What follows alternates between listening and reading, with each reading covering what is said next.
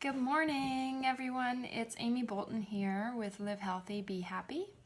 I'm here to talk to you today about anxiety, postpartum anxiety. So I'm just going to make sure that I share this with my group of ladies on Facebook because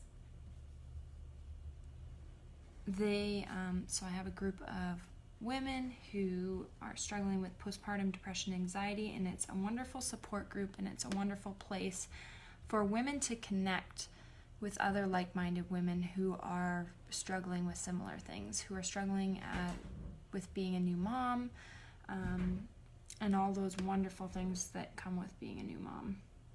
So I'm just going to make sure that I share that with them. And if you'd like to join the group, feel free to do so, and we will link the group in the comments.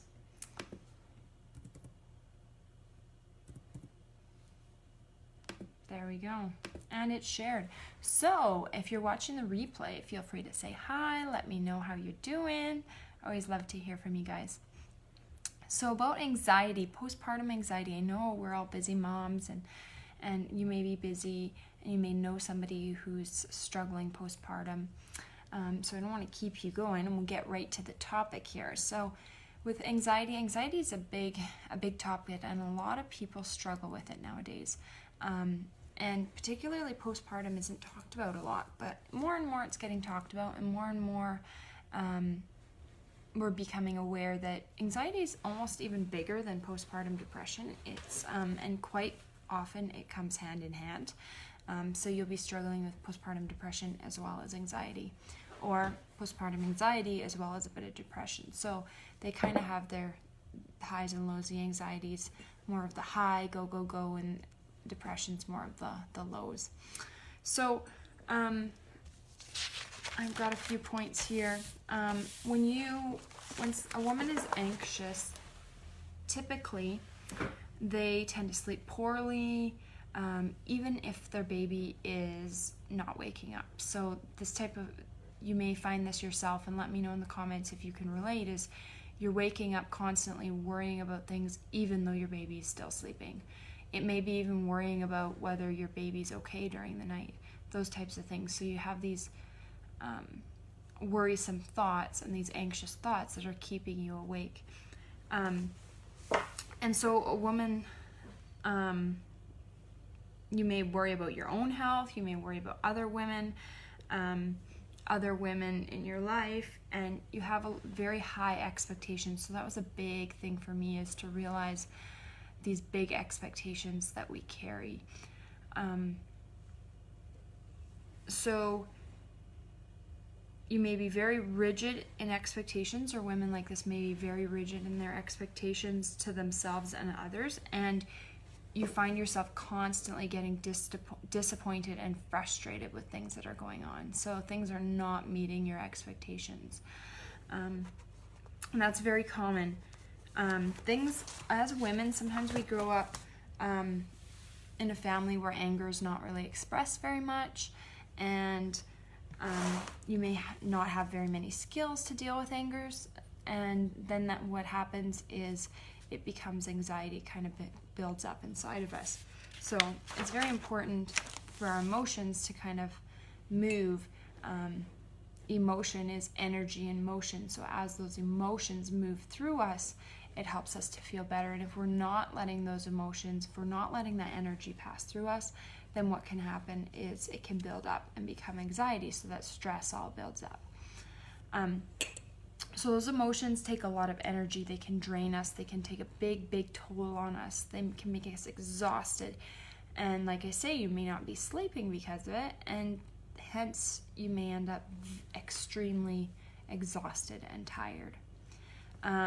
Some women find that painful memories from their childhood, memories that they have from when they were younger, are coming up, and they're causing them to be anxious as well. So those are common things that can help you or anyone who is struggling from anxiety, is to try and get more rest, because it is draining, it's very exhausting. to try and get more sleep as much as possible, even just like sitting down and relaxing, laying on the couch and playing with the kids, laying down on the floor playing with the kids. So it's important to rest. It's very important to rest. I know I'm still working on that nowadays, is fitting in enough rest and relaxation in my day to rejuvenate, right? So if you can relate to that, let me know, because it's a big one for us as new moms, and as women we tend to take on a lot of things and we get exhausted. So that anxiety plus taking on all these extra things, we get extremely exhausted. So make sure you're getting a lot of rest. That's very, very important. Make sure in your routine you're having some opportunity to slow down and to relax. And before bed, maybe trying some things like meditating to help you sleep. That deep breathing, I do a lot of deep breathing with my clients. So if you're interested in learning about deep breathing, let me know. Different meditations I can recommend. So those are things you may be interested in, and let me know, because those are things I work one-on-one with all of my clients. So like I say, relaxation techniques, so learning some of those things. So there's so many different ways to relax out there that may fit with you. So learning about that is very important. Expressing your anxiety through creative ways. So things like writing,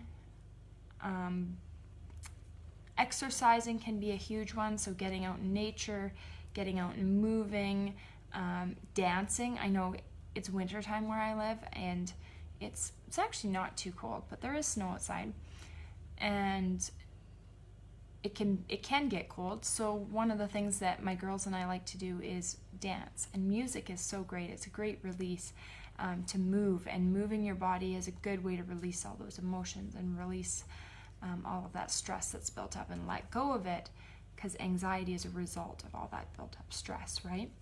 So that is very important, and those are different creative ways. Drawing is another one. So if you like drawing, painting, so finding your creative outlet that's going to fit with you, that's going to help release some of that anxiety. And that's what I work with clients, is figuring out exactly what works for each individual. So that's something to think about for yourself, is thinking about what works for me. So breaking down tasks into manageable chunks, and this can be very helpful. So rather than thinking of like, I have to clean the whole entire house, well, breaking it down, okay, let's start with cleaning up the kitchen, or even smaller chunks. Okay, let's start with the dishes, right? Things like, okay, maybe we'll start with, just picking up the toys in the living room, or tidying up one room. So breaking it down into small chunks so that it's not so overwhelming, because I know what that's like. And when I'm like, my place is a disaster and I need to clean the whole entire thing, I need to do laundry, I need to do dishes, I need to clean up toys, the living room, that's just overwhelming. That's way too exhausting. And we don't want to be going there, because that just creates more anxiety, more stress, more overwhelm, and that's not fun. So just breaking it down to manageable chunks that are more reasonable for yourself is a huge, huge, huge thing. And picking one thing to do per day. So, you can write these chunks down, break them down, and pick one thing that feels good. And if you feel okay and you want to try another, go ahead. But other than that, don't have any expectations with doing too many chunks of that list. So if you're worried about something like a medical condition with your baby or yourself, or you're worried about something going on that way, something physical, I encourage you to go and see your doctor, get a physical checkup, so you can just let go of that worry, and then you don't have that anxiety behind you. That's one way to just clear out those anxiety-provoking feelings. Another thing is to kind of reflect on what situation. So it's going to be different for every woman, every person. It may be different for you than what's provoking for me. So writing out what you find is triggering, what provokes your anxiety. This can be very powerful exercise to just be aware of that, and even maybe keep a journal or some notes at the end of the day and figure out what is triggering to you. Certain things may be going out to a grocery store for some women, and like big supermarkets. I know I was just out on the Black Friday sales. I didn't realize it was Black Friday because where I live, that doesn't happen. We're in such a small community. And I was out in a bigger center, and oh my gosh, it was very overwhelming being out there with all the people and just lineups, and you're just like, you can't get down an aisle without bumping into other people. And that's definitely a situation I know I tend to not like shopping in big, busy, crazy situations like that. So that's something I would normally avoid. So should I had known it was Black Friday and I had more of a time limit, I may have avoided that situation. So just being aware of those things, like, is it shopping? Is it maybe too much time on social media? Are you finding that you're getting really anxious because you're watching, you're putting those expectations out to what everybody else on social media is doing? Are you comparing yourself to all those other mothers, like, oh, well, they're cooking home-cooked meals and they're getting their baby out all the time, they're getting outside, they're going out and doing all these things, and then those expectations are causing that anxiety. See what I'm getting at? It's kind of, we have to just be aware of those connections that we're having that are causing our anxiety. There's all kinds of different situations that can be, so just some examples that can cause anxiety for a lot of us. So let me know if there's certain situations that are causing anxiety in your life in the comments, and maybe some other women are going to be, they can relate to that, right? And sometimes when we can relate to other women and understand we're not alone, that's really helpful for us. I know when I can find out that I'm not the only one going through something, it's really helpful for me to know other women are going through that as well. So feel free to share in the comments and let me know, what some of your triggers are. If you know them, maybe you may not know them, and you may need to do some of these exercises to work through that. Okay, so some other things that people may find triggering with their anxiety are things like visiting in-laws, visiting other people or specific people in their lives. So if you can think of somebody in your life that maybe may cause a little bit of anxiety for you, what are ways that you can resort to avoiding that? And I think my daughter has just woken up. I may have to go grab her in a minute. So thinking about ways maybe you can get them to come visit you at home versus going to their home if that's where it causes a bit more anxiety or a bit more stress. I have a few more points here that I wanted to talk to you. Even if a plan doesn't work out as you intended or as you planned it out to be, just reminding yourself you're okay. It's okay, you're safe. And make plans, but don't plan the results. So that's always a big one, make the plans, but don't plan the results, because things can turn out however they do. So don't tie those expectations with your plans.